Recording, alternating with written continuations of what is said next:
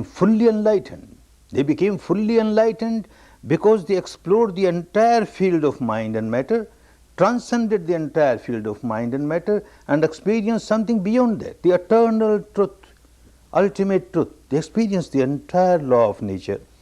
They understood that whenever you divert your attention, it appears as if you have put aside your negativity, but actually you have suppressed your negativity. It has gone away from the surface level of the mind and is being pushed deep inside. At the surface level of the mind you feel, look, now there is no anger or no hatred or no ill will or no passion or no fear, whatever negativity has come, it's gone now. But suppressed deep inside at the unconscious level or half conscious level, it keeps on rolling there and keeps on multiplying, multiplying, multiplying. You are not come out of your misery. Escape is no solution to the problem. And these enlightened people found out, observe it, observe it. Whenever any negativity arises, a passion arises, don't suppress and don't give it a free license to express itself at the vocal level or the physical level. Similarly, fear arises, anger arises, hatred arises, worry arises. Don't suppress it and don't give it don't express it at the vocal level. They gave a middle path. Observe it. Anger is a reason. Observe it. Passion is a reason. Observe it. As you observe, you are not suppressing it. As you are just observing objectively, you are not expressing it. Just observing, and you find it becomes weaker, weaker, weaker, and passes away. It has not become a problem. Your problem is solved because you are observing it. Very good solution, but very difficult to practice. Very difficult to practice. When a negativity arises, say anger as a reason, so quickly you get overpowered, overwhelmed, you can't observe. So difficult. Something which you can't observe. There is no solution. Then it's only theoretically all right, but you can't practice it. These enlightened people, when they gave any sermon or any advice, it was practical advice. They knew very well that when a negativity arises, it is so difficult for anyone to observe the negativity, abstract negativity as it is. But they realized mind and matter are so interrelated. As soon as a negativity arises in the mind, say anger is a reason, passion is a reason, fear is a reason, any impurity is a reason, two things start happening at the physical level. One at a little gross level, other at a little subtle level. At the gross level, your breath will lose its normality. When you have anger or passion or fear, breath can never remain normal. It will become little fast, little hard. When that particular impurity has gone away, again it will become normal. So something starts happening at the respiration level. And another thing at a subtler level, some biochemical reaction will start. Palpitation might become increased. Heat may be there. Perspiration may be there. Tension may be there. Something starts happening at the biochemical reaction of the body level. These two things, it is very difficult to observe anger as anger, abstract anger, passion as passion, abstract passion. But if one practices, it becomes easy to observe the respiration, to observe the sensation on the body. And this is what they started teaching, because it was very clear that for ordinary person, once one gets developed, then it becomes easy.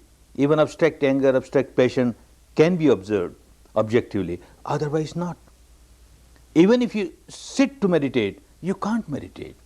Anger as a reason, first important difficulty is, first important problem that comes is, you are so overpowered. You don't remember even that I should observe my respiration or my sensation or the anger. You just get overwhelmed with that. Then there must be somebody to remind you. You must have a private secretary around. Whenever anger comes, this private secretary must remind you, oh look master, anger is coming. And as Buddha said, you observe your anger, observe your anger. Private secretary will work for 8 hours only in the day. And I don't have agreement with the anger that you should come only when my private secretary is on duty. It can come any time in 24 hours, any day in 365 days. So I must have 3 shifts, 3 private secretaries. Then every country have their own labor laws. You must give staggering holidays. So 4 private secretaries or 5 private secretaries. Who can afford? Right, somebody is afforded. there is always, every moment, a private secretary like a shadow, and anger is a reason. And this private secretary will say, oh, look, master, anger. Anger, come out of the anger, observe anger. The first thing I do, I slap him. You fool, are you here to teach me? I'm my own master, I know what to do. Anger is anger. All right, I have not behaved in the wrong way, and I thanked him. All right, you were kept for that purpose. You have advised me, very good. Now I must observe my anger. How to observe anger? There is no shape of anger. There is no color of anger. You close your eyes and try to observe anger. What you will observe? Only the object of anger. So-and-so said like this, so-and-so did like this, something unwanted happened, wanted didn't happen, and that keeps on coming in your mind. You are not observing anger. You are observing the object of the anger. And that is the stimulation for your anger. Your anger becomes more and more. You are not observing anger. And that is why enlightened people said, observe your respiration. Observe sensation. Observing respiration, observing sensation, you are not diverting your attention to something else. Because this very sensation, this very respiration is like the other side of the coin. On the one side of the coin, you go to your mental negativity. On the other side, these physical things that are happening, your respiration becoming abnormal or your sensation on the body. So you are facing the problem. You are not running away from the problem. You are not suppressing the problem. A very wonderful solution was found. And for that one has to practice. No magic, no miracle. The old habit pattern of the mind was always give importance to things outside. Things outside. One never tried to understand what is happening inside. Vipassana helps you to see what is happening inside, which is more important than things happening outside. When all importance is given to things outside, then one always remains under the delusion that I am miserable because of things outside. I am miserable because so-and-so said like this or so-and-so did like this. All the cause of my misery I will keep on feeling is outside, outside, outside. A husband will say, if my wife changes a little, our house will become like a heaven, everything will be all right. She has to change a little.